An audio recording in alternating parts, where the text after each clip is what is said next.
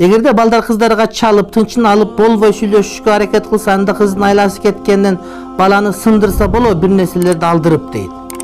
Жок, болбойт. Муну алып бер, телефон алып бер деп сындырган туура эмес. Ал деген бул неме жанагыдай махинация болуп калат да. Өткөндө бир кыз айтат, 20 февралда iPhone 7 алып бердим элем, балага дейт, мага карызга алып бердим эле, мага да алып берсе кийин десем, 7-март болгон таппай калдым баланы. Ошол сыяктуу эле бул мындай болгон окуя. Ошол сыяктуу урматтуу бир тууганым, бул антипирин бири сындырган жакшы эмес, арам, кереги жок.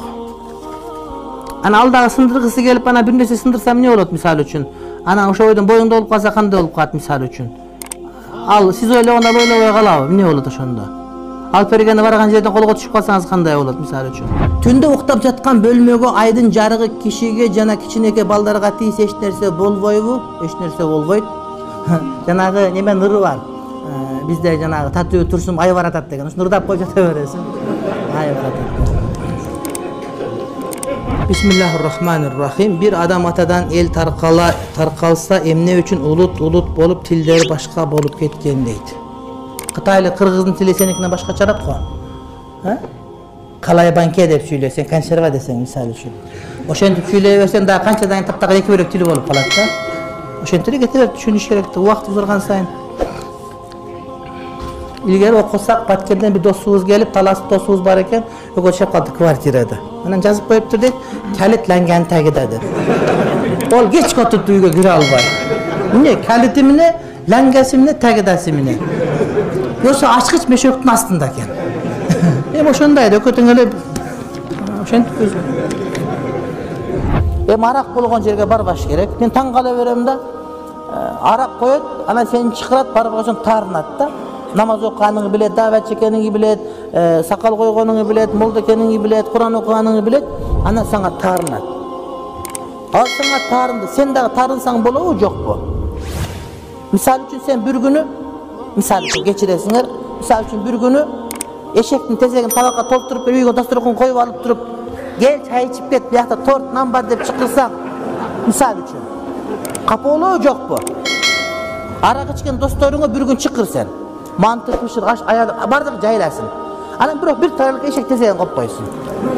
Gel, cep ket, şunday eşek tezegi dağı var, dasturkon düğüm desen, kapı ola turmattı bir tuğanım. Araktağımın şunday ile neresi? Çocuklardı koydu baş, anam tarınat, gel ve koysun deyip. Sen de koşet, sana tarın basa, anda sen de baram deyip. Aytıp görçüm ne deydikken, anam joğun giyin, söyleşiyoruz. Hijab kiygim kelet, eç ele kiye alba jata emне kılsam bolot, daroo jooluk alып turup başыңызga orosoңуз hijab bolot. Ana сөзсүздө bir ap gelip seremoniya menен salış керек эмес. Bazarga barsanız, Kudayga şükür Madina degen bazar var. O yerden çıksanız 2 oстановкадан кийин. Толтура кездеме. 1 metrге 1 metr alsanız 18 so'm 50 тиын болот. Алып туруп башыңызга жабасыз, кулактар жабылыш керек, моюн жабыш жоолук болот. Этек жең узун болсо менен hijab кийген болосуз. Сөзсүз түрдө ага бөлөкчө кийиш шарт эмес.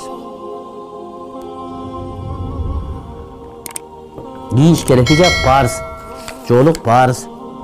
Ana mekteпте аяктап окууга тапшырганда пара бер окуган элем. Эми көрсөм пара бербесем деле өтүп кетмек экем. Азыр окуудан көңүлүм калып калды деп жазып, бирок сенин почеркиңер өтпөйт болчуң деп ойлойм менчи. Өтпөйт болчуң сен. Өтпөйт болчуң деп ойлойм да, билбейм, мен ушундай ойлой берем. Анан ошого анан окугум келбей калды дейт. Жок, окуу улан турматтуу бир тууган, улант окууну өткөн ишке салабат, мындан аркысын жакшы оку деген сөз.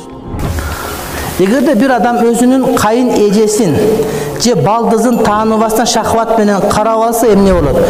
Карап алгандан эчтеке болбойт, кармап алса чатак болуп калышы.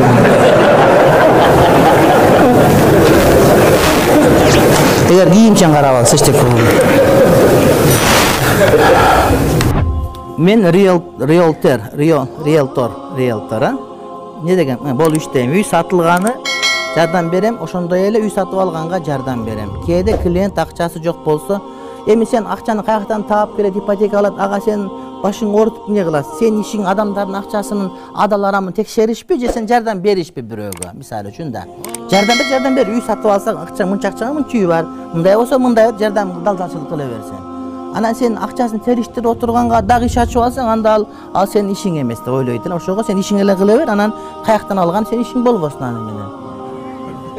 Elestетип көр, базарда алма сатып алсаң, акчаң адал барамбы? Кана каяктан алгансың? Emне сепкенсиң, кандай шор сепкенсиң, эмне кылгансың, ким бутап берген, сууга налог төлөмөсүң деп сурап отурбай, адамдарга жакшы күмөн кылганды билиш керек. Жакшы күмөн кылганды билиш керек.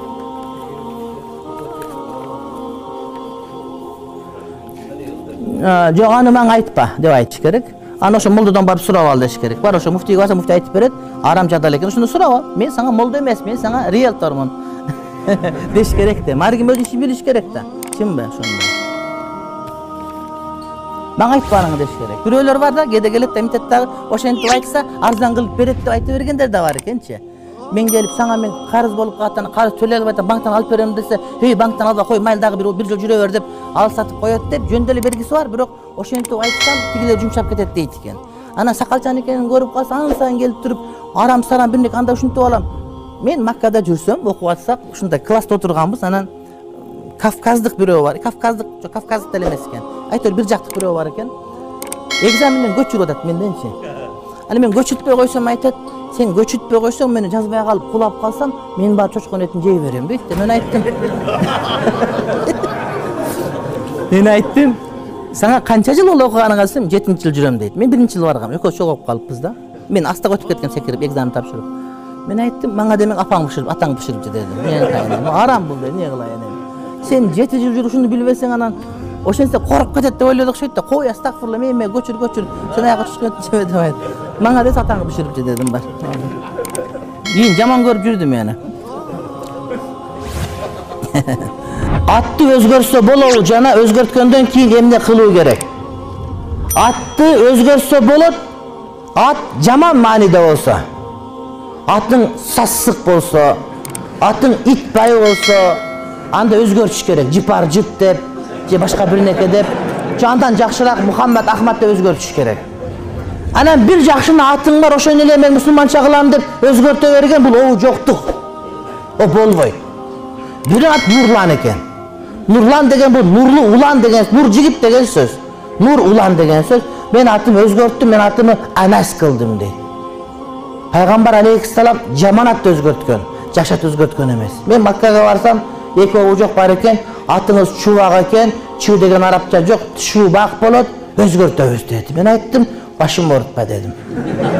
Мен атым Чубак болот дедим, атым өзгөрбөйт дедим. Неге дейт? Чубактын маанисин билесиңби дедим. Чубактын мааниси күн чубактап деген сөз бар. Бул чубак деген күндүн нуру деген сөз. Ушуну койгондо адамдардын баарына тегиз болсун. Бул баткенче экен, баткенче эмес экен, бул чайырчы экен, чайырчы эмес экен, бул кыпчак экен, кыпчак эмес экен деп бөлбөсүн. Бул жаллабаш деп бөлбөсүн. Бул баардыгына тегиз караган адам болсун деп койгон мен атым. Аны сен түшүнбөйсүн. Деп анан кийин айтып келдим. Шындап эле Базоргонго 3 күнгө бара элекмин таптакыр мен. Баткен 3 күнгө келдим, бирок Базоргонго жарым күнгө барам, анан кетип калам туулган жериме. Бизде ошондой сезим жок, урматтуу бир тууганым. Ал эмес, өй, Манаста Саякбайдын вариантында келет.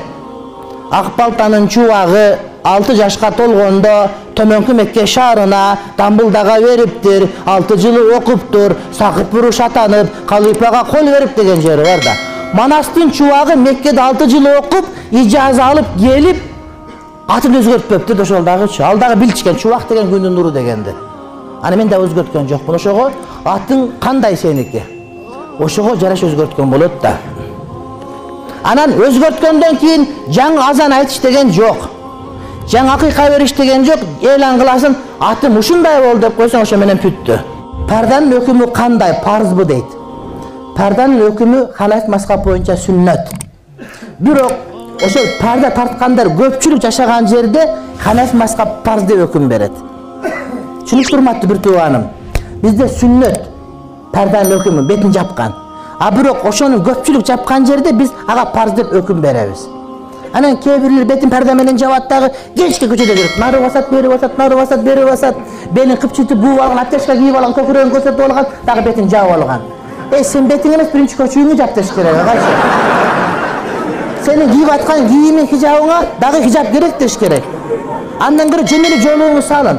Бирөө бар бетин жаап алат, көчөгө чыкса, эл бар ошону карайт да. Биякта бирөө жылаңач аны карабайт, бетин жапканды кайра карайт. Карачы, карасаң бетин жаап алыптыр деп мамил көргөндө бар ээрчип алат. Хижаптын мааниси адамдарды каратпа деген сөз. Сен кара, мени кара, мени кара, мени кара деп стоп тагып алып. Илгери фейсбук стоп тагып стоп турдум да кылып. Айдаганда жылт десе баары карай турган болуп, азыр хижап ошондой болуп калды да. Хижап олуттуу болуш керек. Ошол аялды караганда бир объект катары эмес, адам катары карай турган кадыр бактуу кийим болуш керек, урматтуу бир тууганым. Ошондой ордуна келет.